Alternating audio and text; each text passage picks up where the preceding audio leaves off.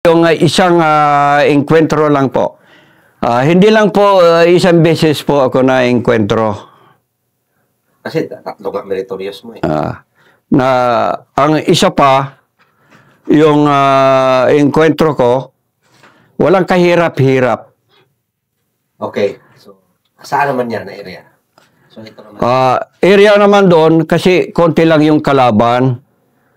Parte po ng tri-boundaries, Pampanga, saka Tarlac,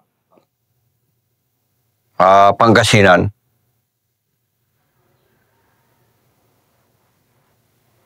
Sige, kwento mo na, Master, paano nangyari yun? Year 1986, ang operation na ito ay project po ng G2 PIP-ID. Hindi po project ng Scout Ranger Company PIP-ID. Project po ng G2. Nag-request lang ang G2 PIP-ID ng manpower o yung personnel.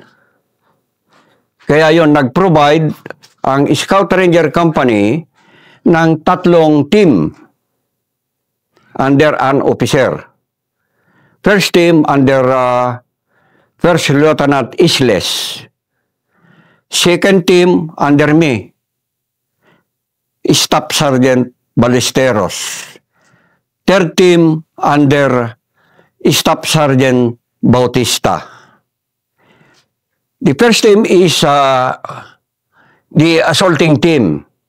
Second team under me is a blocking force. And the third team is serve as a reserve force. Ang nangyari po,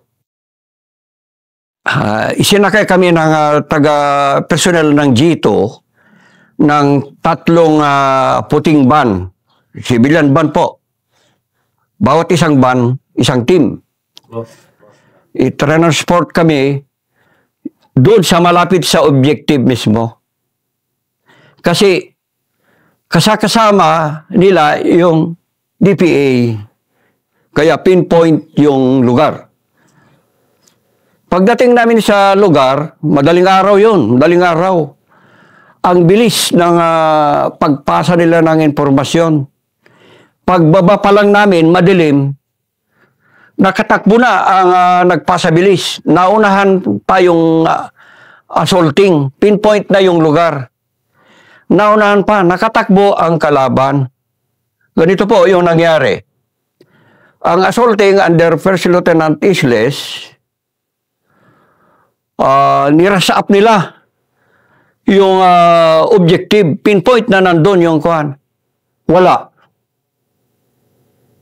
Kami naman na blocking force, ako mismo ang nagdesisyon, walang nagdirect na i-occupy natin yung medyo mataas. Kasi ang lugar is puro talahiban at saka malilit lang na kahoy.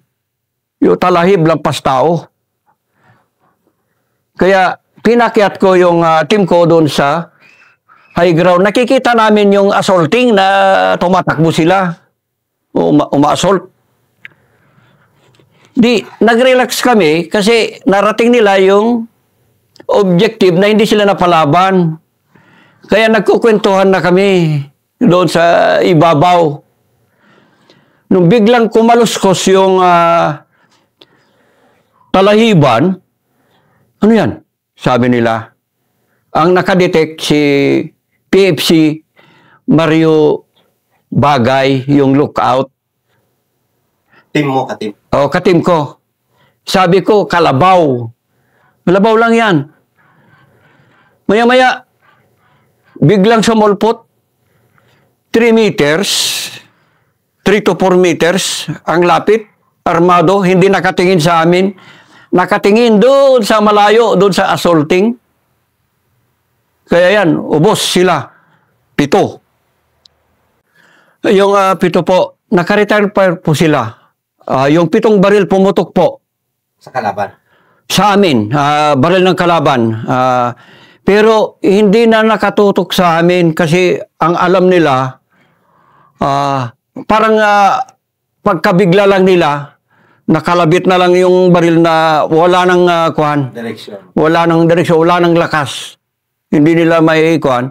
Kasi ang tingin nila, doon sa assaulting, hindi nila alam na binangga nila yung blocking force. Kayo yung nagtambay doon. O, yung nakatambay na blocking force, sinagasan nila. Gaano kalapit yun, Master? 3 to 4 meters. Kasi masukal na talahiban, sa pinestuhan namin, medyo malinis.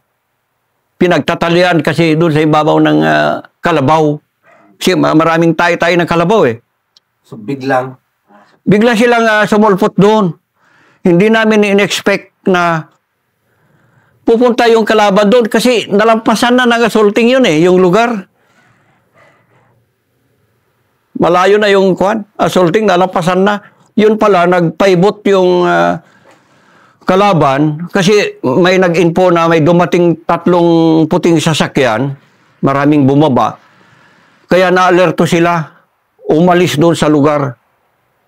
napunta sa'yo. Napunta naman doon sa amin. Kasi tinitignan nila eh. Parang nung umakyat sila, ang tingin nila nandun sa assaulting. Na umaakyat sila doon sa burol eh. Hindi naman yun, burol lang. Umakyat sila doon kasi talahiban. Ang tingin nila nandun sa assaulting na diyan sa pupuntahan nila, mababangga nila yung mga tropa. Pagpasok sa inyo ngayon. Pagpasok sa amin, naunahan sila pero nakaganti sila ng putok pero wala na, huli na. May tama na sila.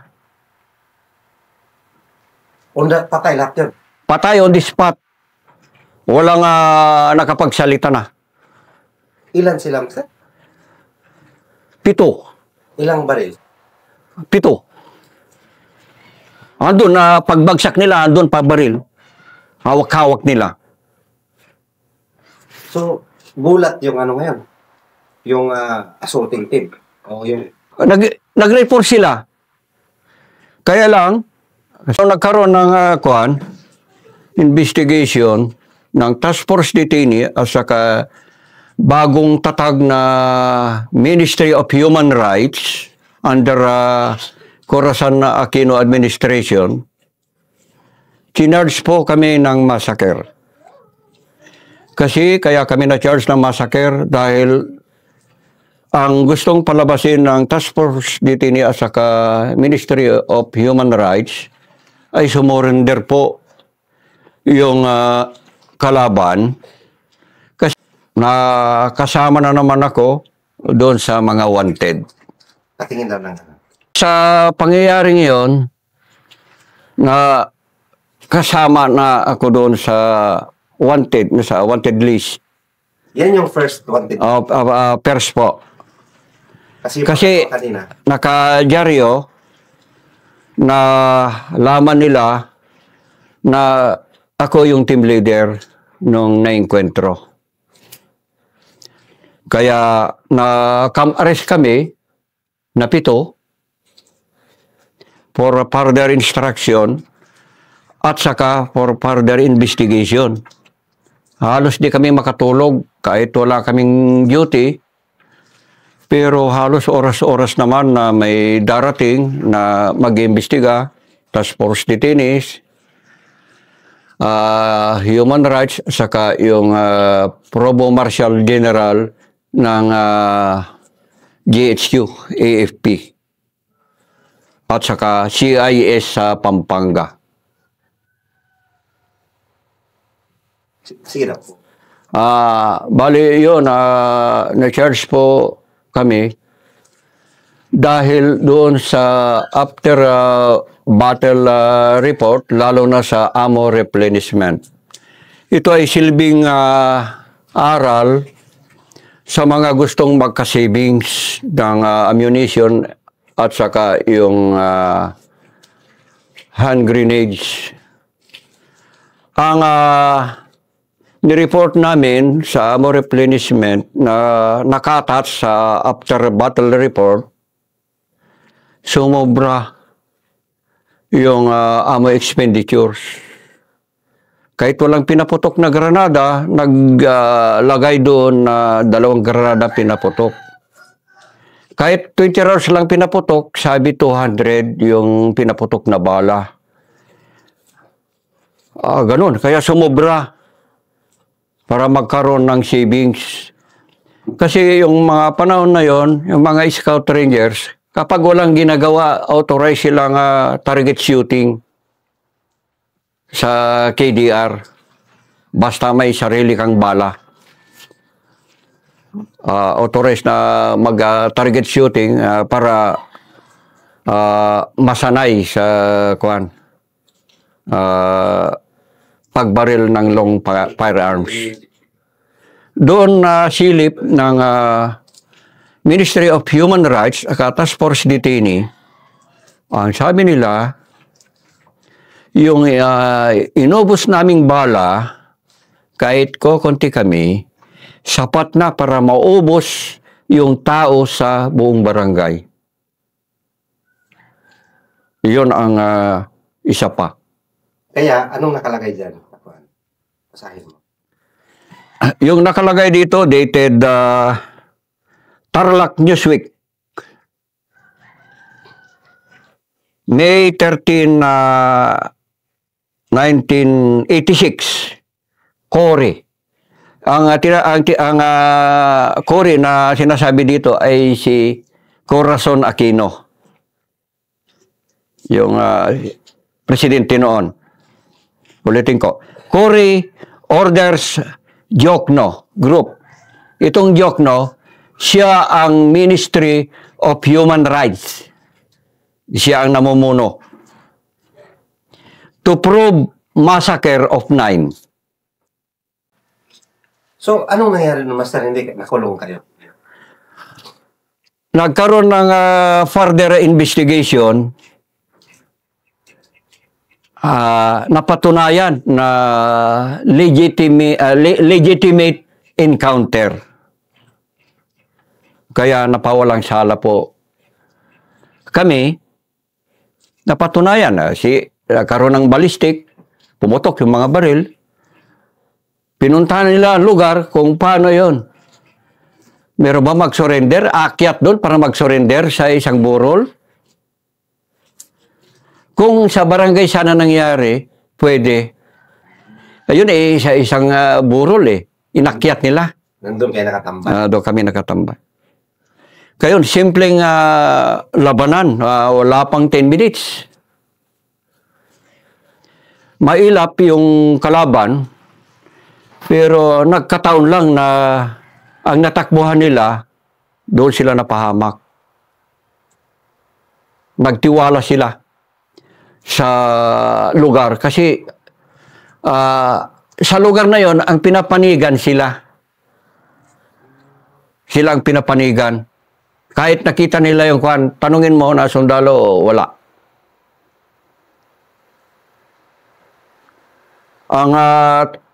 Ang tingin nila sa sarili nila, makabayan sila.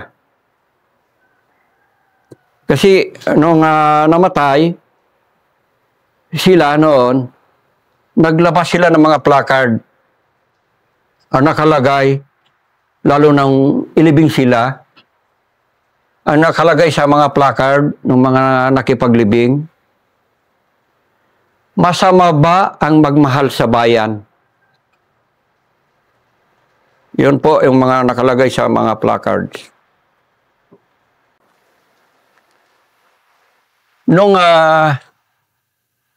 napatunayan na legitimate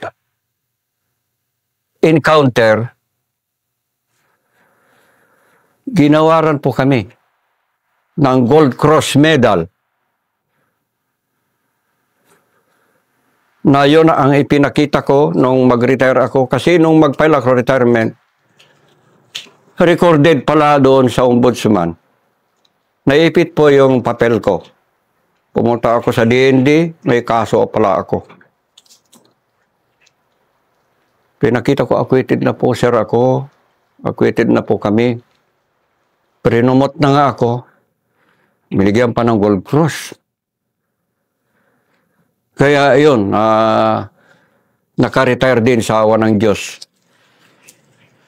Sa ranggong Unahan na nag-retire na ang ranggo sa AAP ay Senior Master Sergeant na malaking pagkakamali ng AFP. Kaya sabi kong malaking pagkakamali ng AFP, pinag-retire po ako na ang tatanggapin ko ay sweldo o pensyon ng second lieutenant. Pagkaraan ng 3 taon, na analyze nila na mali yung pag-retirement order ko. Kasi ang unang retirement order ko is pursuant to Presidential Decree 1638 retirement law ng AAP personnel. Hindi sakop pala yung 2 additional rank. Kasi isa po ako sa kauna-unahan na Sergeant Major ng Infantry Battalion na na-promote ng ganong ranggo sa buong AFP. So, ikaw pa lang ang naging sanong? Oo, ako po yung kauna-unahan. Yung mga kasabay ko kasi, yung mga Sergeant Major ng mga command, Sergeant Major ng sa mga offices, Chief Clerk sa mga offices. Kaya tuwang-tuwa ako nung ma-promote ako ng kauna-unahan sa PIP-ID. Particular sa PIP-ID, akong kauna-unahan na Senior Master Sergeant. Sa katuan ko, ayun, pasalamat ako sa mga naging tao ko kung bakit ako na-promote dahil doon sa katulad nung nabanggit ko nina una na 3 beses akong naging battalion sergeant major kahit wala akong schooling na basic man, advanced NCO or sergeant major course. Sa ngayon, hindi ka mag-sergeant major ng isang unit kung wala kang schooling na sergeant major course. Pero yung panahon na nakaraan, nagawa ko po na wala kong schooling na sergeant major. Napanatili ko po yung pagka-sergeant major ko ng 3 beses.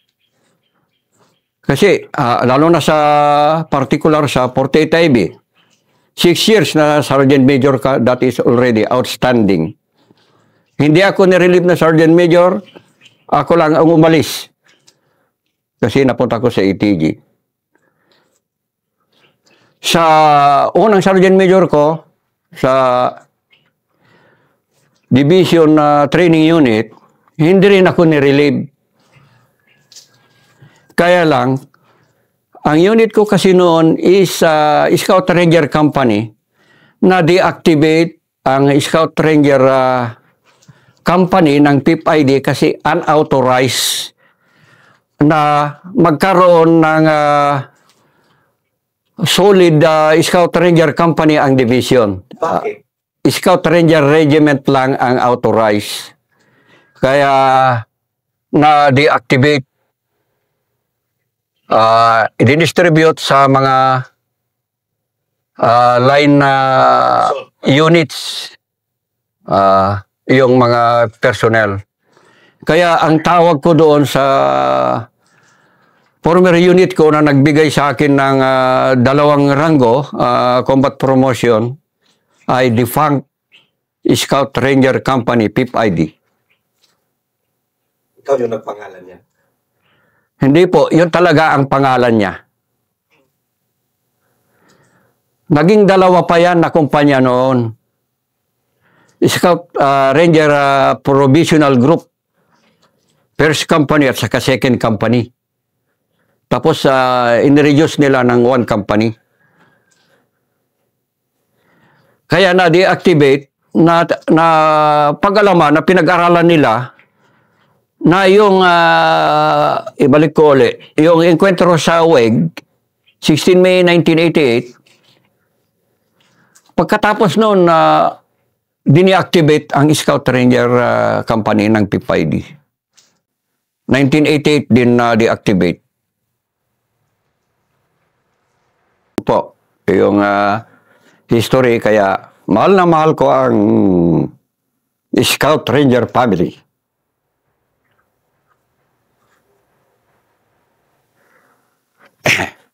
Kaya kahit saan sulok, puro tabak yung nakapaikot sa bahay ko.